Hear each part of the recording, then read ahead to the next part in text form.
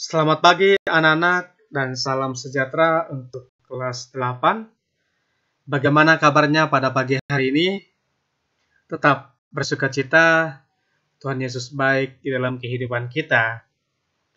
Tidak ada alasan untuk kita tidak bersyukur sebab kasih setia dan karunia Tuhan selalu baru di dalam kehidupan kita. Anak-anakku yang terkasih, sebelum kita belajar, mari kita berdoa. Nanti Bapak akan memimpin kita di dalam doa. Mari kita ambil sikap kita berdoa. Doa dimulai. Segala puji syukur kami naikkan kepadamu ya Tuhan pada pagi hari ini. Kami bersyukur untuk penyertaan-Mu di sepanjang kehidupan kami sampai pada hari ini. Sebentar lagi Tuhan kami akan belajar untuk pendidikan agama Kristen untuk kelas 8. Kami mau serahkan semua kami ke dalam tangan-Mu Tuhan, khususnya proses belajar mengajar pada pagi hari Tuhan dari awal, pertengahan, hingga akhirnya kami serahkan ke dalam tangan-Mu. Dan kami percaya Roh Kudus-Lah yang menuntun kami pada pagi hari Tuhan. Berkati hamba-Mu yang akan mengajari mereka dan berkati semua anak kelas 8 yang akan mengikuti proses belajar pada pagi hari ini Tuhan. Baik anak SMP 1, SMP 2, bahkan anak-anak SMP yang ada di Kabupaten Sumedang ini Tuhan. Terima kasih. Di dalam nama Tuhan kami Yesus Kristus kami sudah berdoa dan mengucap syukur. Yang percaya katakan amin. Puji nama Tuhan anak-anakku yang terkasih. Seperti biasa, hal-hal yang perlu kalian persiapkan. Di sini ada buku paket pendidikan agama Kristen dan budi pekerti, khusus kelas 8. Yang kedua, Alkitab wajib. Yang ketiga, buku tulis dan alat tulis supaya kalian dapat mencatat poin-poin penting dalam proses pembelajaran kita pada pagi hari ini. Tetap bersemangat dan bersukacita.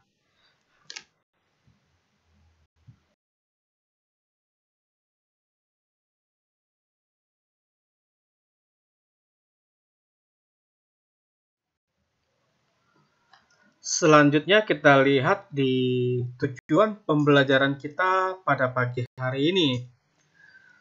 Nah, untuk yang pertama sikap, kalian diharapkan memiliki sikap menghormati, menghargai, menghayati, jujur, sopan, dan disiplin di dalam kehidupan kalian.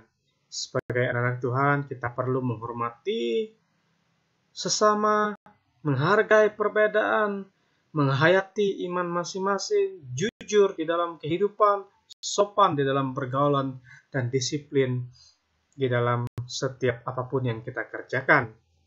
Yang kedua, untuk pengetahuan siswa, siswa diharapkan memahami pentingnya hidup berpengharapan di dalam Tuhan.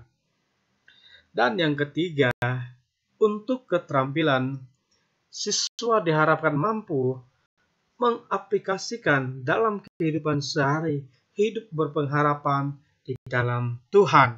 Supaya apa? Kita tidak mudah putus asa. Ketiga hal inilah tujuan dari pembelajaran kita pada pagi hari ini yang harus kita capai. Walaupun tidak serta-merta kita mampu, tetapi secara perlahan-lahan kita boleh melakukannya di dalam kehidupan kita.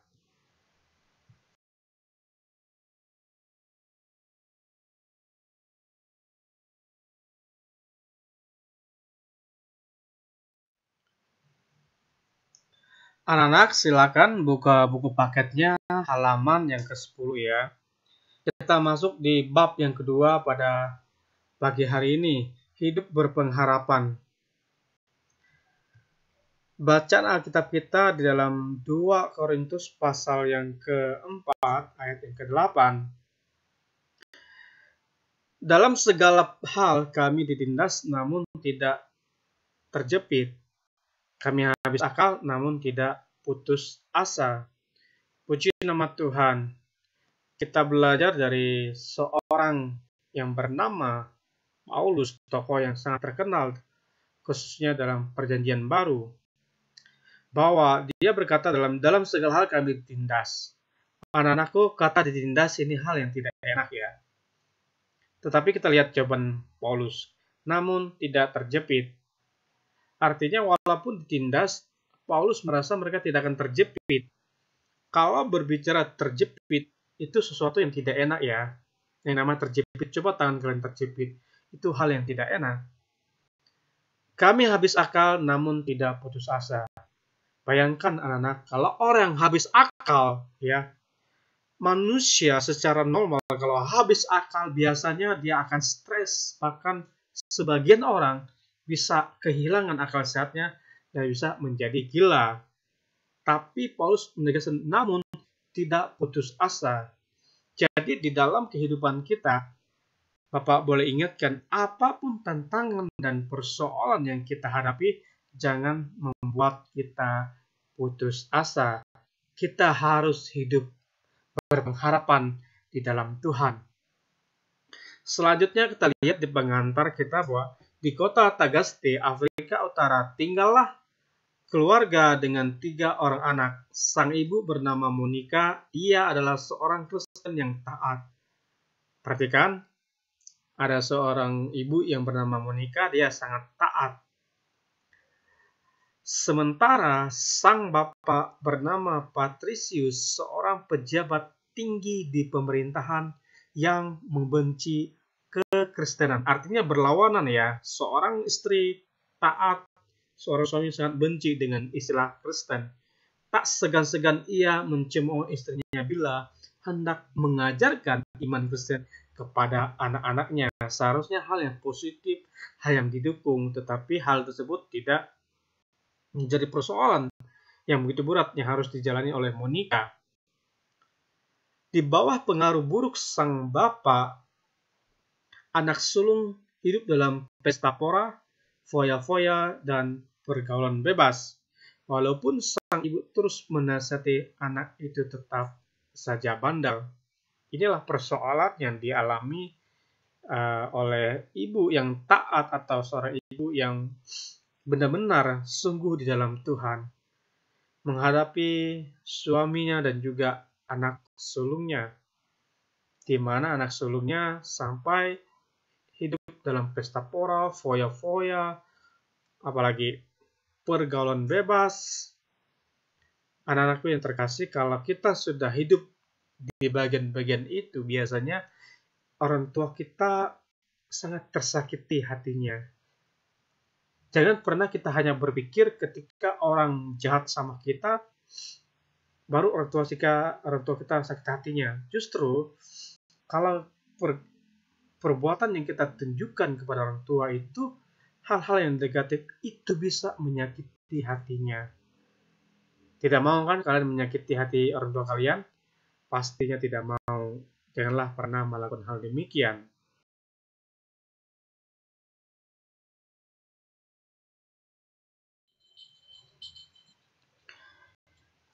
Melihat perilaku anak sulungnya, Monica merasa sangat sedih.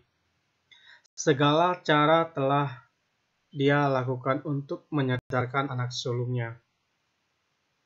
Namun, Monica selalu gagal, tetapi ia tidak putus asa. Dengan sabar, ia terus berusaha membimbing anaknya. Ia tidak putus asa berdoa bagi anak dan suaminya. Doanya, kiranya Tuhan yang maha baik dan maha kasih melindungi suami dan putraku ke jalan yang benar dan dikehendaki. Demikianlah ia berdoa.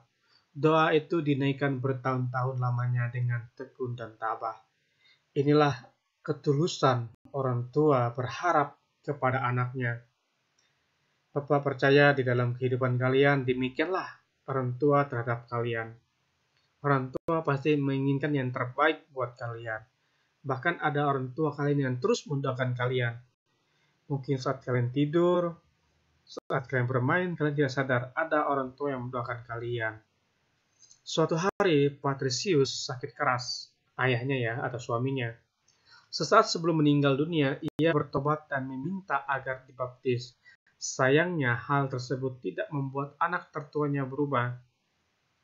Ia tetapi dalam dunia kelam tidak mau bertobat dan terus menyakiti hati ibunya. Hingga suatu saat anaknya memutuskan untuk meninggalkan ibunya dan pergi ke Italia.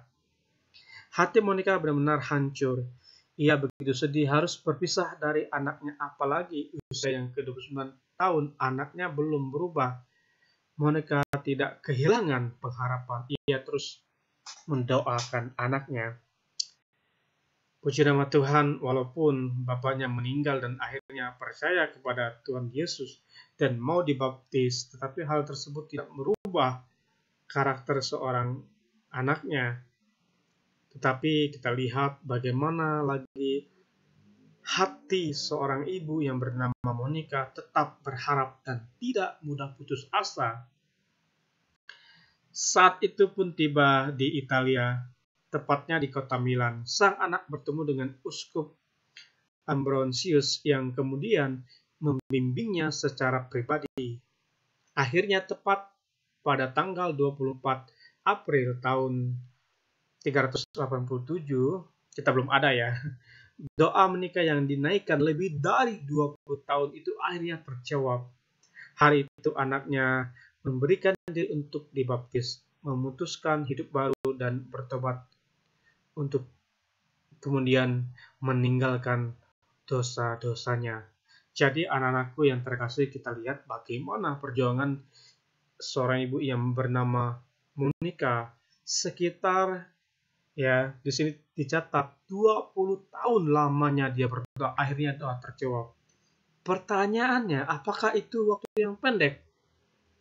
Tidak, bukan. Itu waktu yang cukup panjang di dalam kehidupan kita. 20 tahun bukan waktu yang sebentar.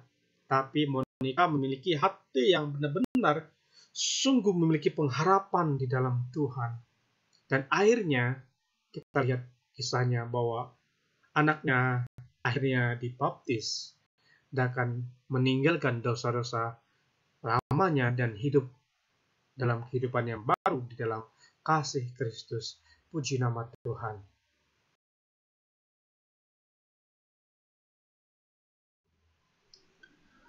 Tujuh bulan kemudian, sang anak kembali ke Afrika Utara dan menjadi uskup di Hippo pada usia yang 41 tahun. Sang anak adalah Agustinus, yang kemudian dikenal dengan sebagai seorang bapak gereja yang disegani dan dihormati. Seseorang yang kemudian sangat berpengaruh dalam sejarah gereja. Terima kasih kepada Ibu Monica yang tidak pernah kehilangan pengharapan dan tak sekalipun putus asa untuk mendoakan anaknya, pengharapan yang mengubah hal yang sebelumnya mustahil menjadi kenyataan. Jadi, kita lihat bagaimana seorang yang dulunya pesta pora, seorang yang berfoya-foya, seorang yang nakal ya, bahkan sering menyakiti hati ibunya. Tetapi bagaimana ketika dia bertobat dan sungguh-sungguh, sejarah membuktikan bahwa dia merupakan salah satu bapak gereja yang sangat berpengaruh, baik dalam karyanya, baik dalam kehidupannya, khususnya bagi perkembangan gereja. Oleh karena itu, di dalam kehidupan kita, pengharapan yang kita miliki adalah pengharapan yang benar-benar kuat di dalam Tuhan, sehingga hal bagi kita itu sangat tidak mustahil menjadi kenyataan. Artinya mungkin kita merasa saya tidak bisa, saya tidak mampu, itu di luar kendali saya. Anak-anakku yang terkasih, kita belajar berpengharapan seperti yang ditunjukkan oleh Monica, waktu yang cukup panjang yaitu 20 tahun, tetapi kita lihat bagaimana bahwa pengharapan dapat mengubah hal yang sebelumnya mustahil menjadi kenyataan. Puji nama Tuhan.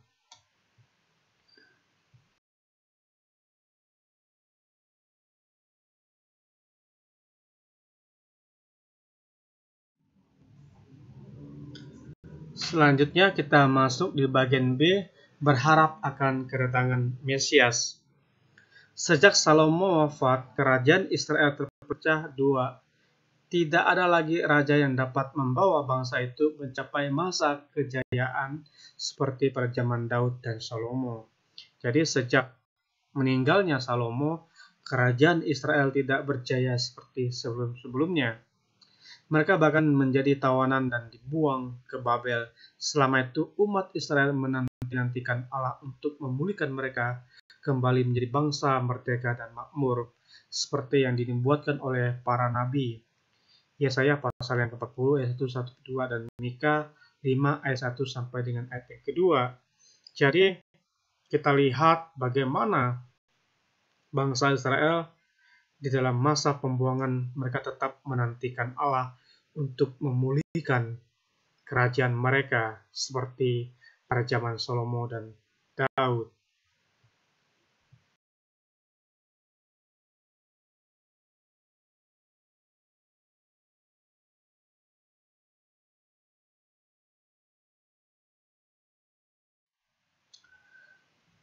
Selanjutnya anak-anak kita lihat bahwa akan tetapi harapan mereka tidak terwujud.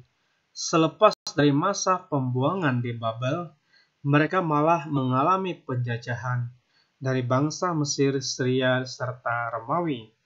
Jadi kita lihat bagaimana pengharapan mereka yang mereka pegang janji Tuhan, janji Allah dan mereka berharap atau mereka menginginkan bahwa setelah mereka bebas dari pembuangan, mereka mulai kejayaan kembali. Tetapi di sini kita belajar bagaimana mereka justru mengalami penjajahan dari 3 bangsa yang berbeda. Tidak kurang dari 500 tahun mereka hidup dalam penjajahan bangsa lain. Waktu yang cukup panjang, ya 500 tahun bangsa Israel mengalami penjajahan. Kehidupan mereka sangat sulit. Perekonomian kacau dan kondisi keamanan juga sangat buruk. Dalam keadaan demikian, umat Israel terbagi menjadi 2 kelompok. Jadi dalam kondisi yang seperti ini, umat Israel terbagi dalam 2 kelompok ya. Yang pertama, mereka yang sudah kehilangan harapan dan kepercayaan terhadap janji Allah. Tidak sedikit dari mereka yang memilih untuk memberontak atau menjadi penjahat yang mengacau keadaan. Dan kelompok yang kedua, mereka yang masih percaya pada janji Allah dan tetap berpengharapan akan datangnya Sang Mesias yang akan membebaskan mereka dari tangan penjajah. Jadi anak kita belajar bahwa bangsa Israel sendiri merupakan bangsa pilihannya Allah, umat kepunyaannya Allah yang Allah pilih secara langsung. Mereka ketika mengalami keadaan yang sulit di dalam kehidupan mereka, justru mereka ada yang kehilangan pengharapan akan janji Allah dan mereka yang tetap percaya kepada Tuhan.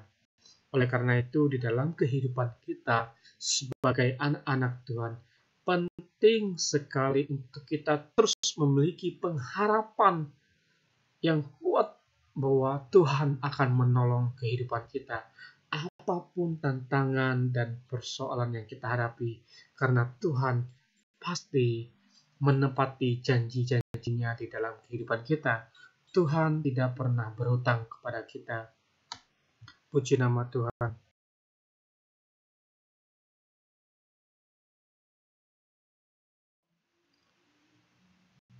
Bagi bangsa Yahudi, Mesias adalah tokoh yang dinanti-nantikan sebagai penyelamat bangsa Yahudi yang akan membawa kebebasan dari penjajah. Bagi mereka, kedatangan Mesias akan terjadi pada waktu yang tidak terlalu lama lagi. Dalam kelompok kedua ini ada seorang yang bernama Simeon. Lukas menyebut Simeon sebagai seorang yang benar dan saleh yang menantikan penghiburan bagi Israel. Lukas 2 ayat yang ke-25. Ia dengan setia beribadah kepada Tuhan, berdoa menyembah dan melayani Tuhan di bait Allah. Simeon percaya saatnya akan tiba bagi Allah memenuhi janjinya.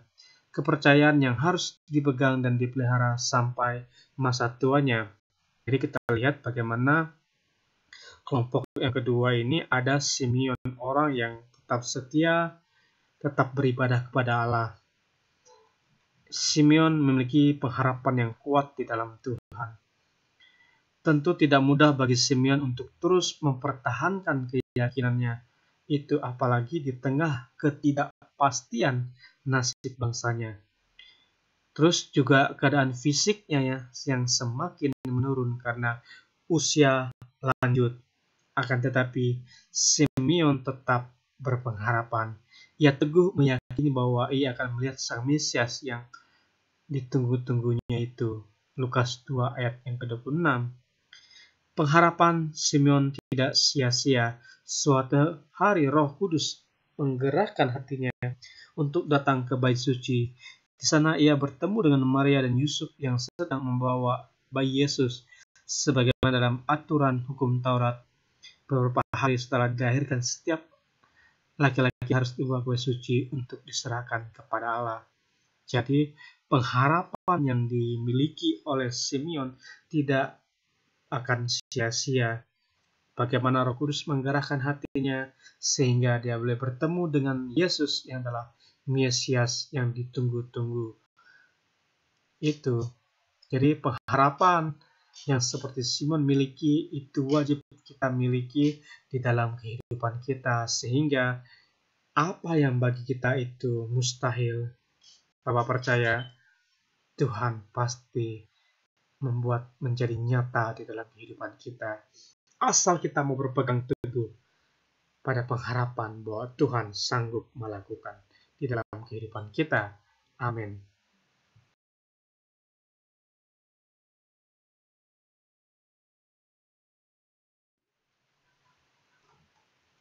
Begitu Simeon melihat bayi Yesus, segera ia menggendongnya. Sambil memuji Allah, ia berseru, "Sekarang Tuhan, biarlah hamba-Mu ini pergi dalam damai sejahtera sesuai firman-Mu, sebab mataku telah melihat keselamatan yang daripada-Mu, yang Engkau sediakan di hadapan segala bangsa, yaitu terang yang menjadi penyataan bagi bangsa-bangsa lain dan menjadi kemuliaan bagi umat Israel." Lukas 2 ayat yang 29 sampai dengan ayat yang ke-32. Pujian ini adalah ungkapan sukacita Simeon bahwa ia boleh mengalami janji Allah digenapi bukan hanya bagi dirinya tetapi juga bagi seluruh umat manusia. Puji nama Tuhan.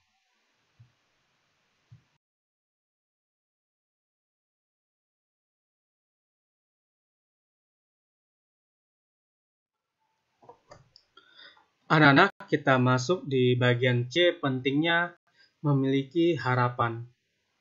Yang pertama kita belajar dari Simeon bahwa penting sekali untuk hidup berpengharapan, tidak berputus asa, bahkan sebaliknya, berpegang teguh pada keyakinan akan janji Allah. Pengharapan akan membuat kita mampu bertahan dalam situasi yang sangat sulit sekalipun. Seseorang yang memiliki pengharapan akan selalu tabah dan sabar, sebab pengharapan akan memberi kita alasan untuk terus bergerak maju dan bukan diam terpaku sambil meratapi keadaan. Ini penting sekali dalam kehidupan kita bahwa seseorang yang memiliki pengharapan yang kuat di dalam Tuhan akan bertahan dalam menghadapi situasi yang sulit sekalipun di dalam kehidupannya.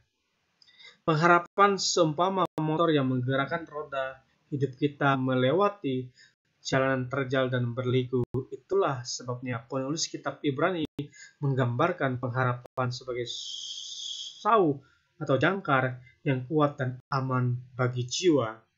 Nah, pengharapan itu adalah sau yang kuat dan aman bagi jiwa kita yang telah dilabuhkan sampai ke belakang tabir.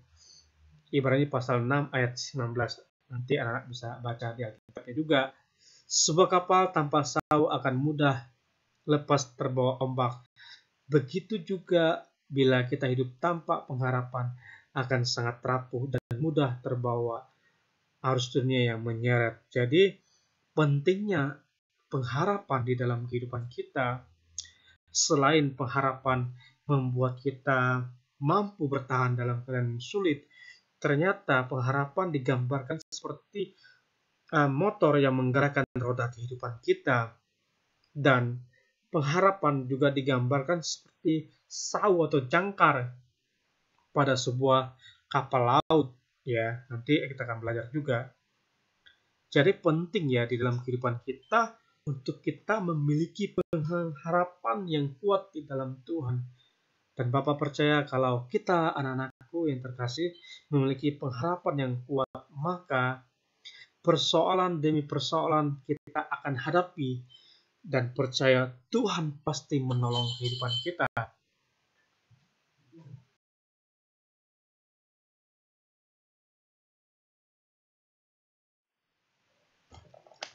Baiklah anak-anak, kita akan lihat bahwa kisah Simeon adalah contoh betapa pengharapan yang dipegang teguh tidak akan sia-sia. Begitu juga kisah Monica, Ibu Agustinus, pengharapan mereka menjadi kenyataan. Bayangkan kalau mereka berputus asa, menyerah, dan tidak mau bertekun lagi, Simeon mungkin juga tidak akan pernah bertemu bayi Yesus seumur hidupnya. Monica juga mungkin tidak pernah melihat Agustinus bertobat, apalagi menjadi salah satu tokoh penting dalam sejarah tokoh gereja. Bila sekarang hidupmu sedang mengalami bermacam masalah dan kesulitan, entah itu rumah atau sekolah, janganlah berputus asa. Tetaplah berpegang teguh pada pengharapan bahwa semua masalah dan kesulitan itu saatnya akan berlalu. Kehidupan yang lebih baik di masa depan kamu alami. Jadi, anak-anakku yang terkasih, kalau hari-hari ini kalian sedang diperhadapkan dengan persoalan di dalam kehidupan kalian, di rumah maupun di sekolah, percayalah bahwa kalian akan mampu melewati proses demi proses. Dan kalian percaya bahwa kehidupan yang lebih baik di masa yang akan datang telah Tuhan sediakan bagi kalian. Dengan demikian, kamu akan terus terdorong untuk tetap berusaha dan berdoa seperti yang dialami Paulus. Dalam segala hal kami tindas namun tidak terjepit. Kami habis akal namun tidak putus asa. Ya, dalam 2 Korintus pasal 4 ayat ke-8. Dalam segala keadaan sulit yang kita hadapi, jangan pernah berputus asa. Ingat anak-anak, keadaan sesulit apapun yang kalian hadapi, jangan pernah berputus asa.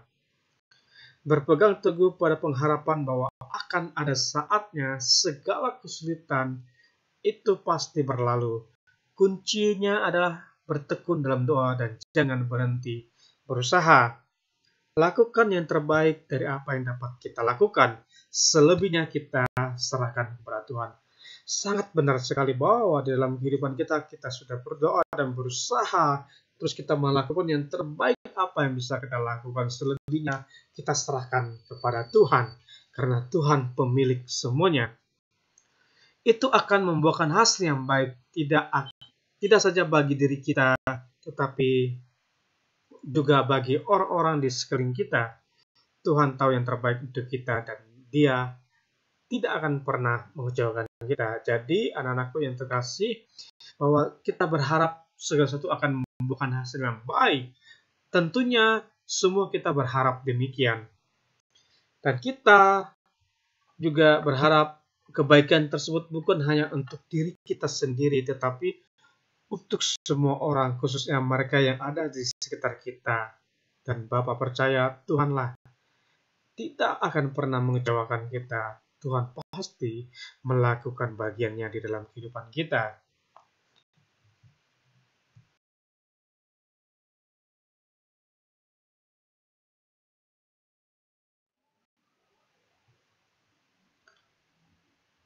Puji nama Tuhan, anak-anak, di bawah ini ada tugas buat kalian ya. Bagian D, mengamati lebih jeli. Nah, di bawah ini kalian lihat, sebutkan 5 ciri-ciri hidup berpengharapan. Terus sebelahnya 5 ciri-ciri hidup tidak berpengharapan. Jadi, sebagai contoh misalkan begini, sebelah kiri ya, ciri-ciri hidup berpengharapan itu misalkan tidak mudah putus asa. Nah, Sebaliknya di sebelahnya ciri-ciri hidup tidak berpengharapan, mudah putus asa. Kalian sebutin 5 ya.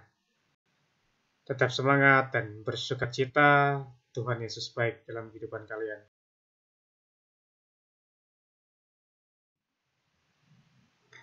Puji nama Tuhan, anak-anak, di bawah ini ada tugas juga buat kalian ya. Bagian F menyatakan pengharapanmu melalui tulisan. Nah, kalian diminta buatlah sebuah karangan satu halaman saja ya. Syaratnya dalam karangan tersebut harus memuat kata-kata sebagai berikut. Yang pertama, Indonesia, putus asa, menyerah, Tuhan, pengharapan, dan orang tua. Jadi, kalian diminta untuk membuat tugas satu halaman ya. Nanti filenya Bapak akan bagikan untuk kalian semua. Kata kuncinya Indonesia, putus asa, menyerah, Tuhan, pengharapan, dan orang tua. Bisa ya kalian kerjakan.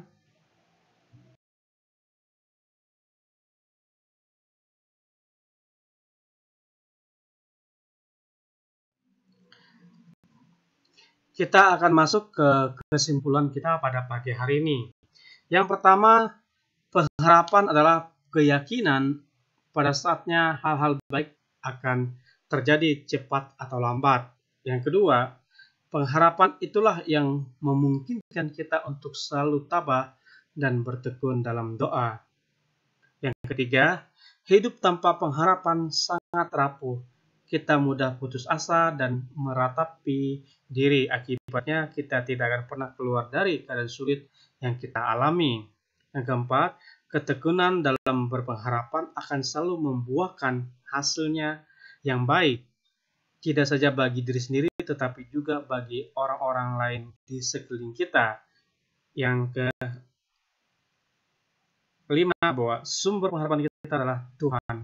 Tuhan yang terbaik buat diri kita dan Dia tidak pernah akan mengecewakan kehidupan kita.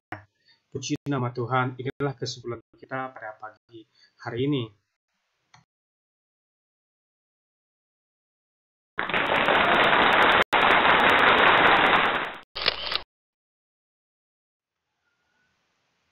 Dan inilah tugas yang terakhir bagi siswa, halaman yang ke-14. Yang pertama, menurutmu, mengapa Simeon tetap hidup berpengharapan? Yang pertama. Yang kedua, bacalah Ibrani 6 ayat 9. Menurutmu, gambaran atau bayangan apa yang saja yang muncul ketika mendengar kata sauh yang kuat? Jadi, kalian disuruh membaca ya. Ibrani 6 ayat 19. Nah, ketika muncul kata sauh yang kuat, nah, apa yang kalian pikirkan atau yang ada dalam gambaran pikiran kalian? Terus, apakah orang yang sedang bingung memerlukan sauh yang kuat? Nomor 3, berikan contoh hidup yang berpengharapan dan hidup tidak berpengharapan. Contohnya ya, tadi kan ciri-ciri, sekarang ada contohnya. Contohnya hidup berpengharapan seperti apa? Contoh hidup tidak berpengharapan seperti apa? Contohnya, berikan alasan kuat mengapa selaku anak-anak Tuhan kita harus hidup berpengharapan. Jadi setelah kalian memberikan contoh ya, hidup berpengharapan dan tidak berpengharapan, terus alasannya mengapa kita selaku anak-anak Tuhan bahwa kita harus hidup berpengharapan. Nomor 4, carilah ayat-ayat di Mazmur pasal yang ke-119 yang menunjukkan bahwa Tuhan adalah sumber pengharapan manusia. Jadi kalian diminta untuk baca kitab Mazmur, merupakan kitab yang terpanjang ya di Alkitab. Mazmur pasal yang 119 itu cukup panjang. Nah, di sana kalian diminta untuk membaca bahwa Tuhan adalah sumber pengharapan manusia. Nah, ayat tersebut misalkan contoh Mazmur pasal yang ke-119 ayat yang ke-7. Kalian sudah menemukan bahwa Allah sumber pengharapan. Nah, kalian tulis bahwa pengertiannya ya, atau tulis ayat tersebut berdasarkan kata-katamu. Kalian mudah misalkan, Tuhanlah harapanku yang kuat. Terus atau Tuhanlah pengharapanku tanpa batas. Ya, kalian boleh tulis. Selamat mengerjakannya, tetap bersukacita, lakukan yang terbaik. Tuhan melihat jerih payahmu tidak akan pernah sia-sia. Semangat ya kelas 8.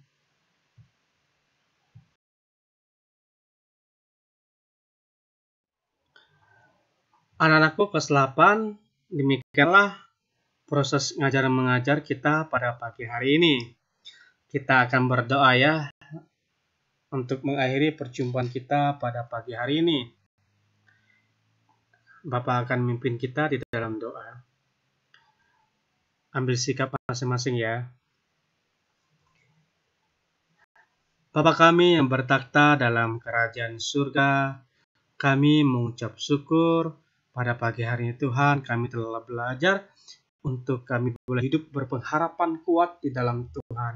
Karena kami tahu ketika kami hidup memiliki pengharapan yang kuat, maka apapun tantangan dan persoalan yang kami hadapi, kami yakin percaya Tuhan pasti menolong kehidupan kami. Terima kasih Tuhan, kami serahkan untuk aktivitas kami selanjutnya ke dalam tangan-Mu. Kiranya Tuhan tetap memberkati kami. Di dalam nama Tuhan kami Yesus Kristus, kami sudah berdoa dan mengucap syukur. Yang percaya katakan, Amin.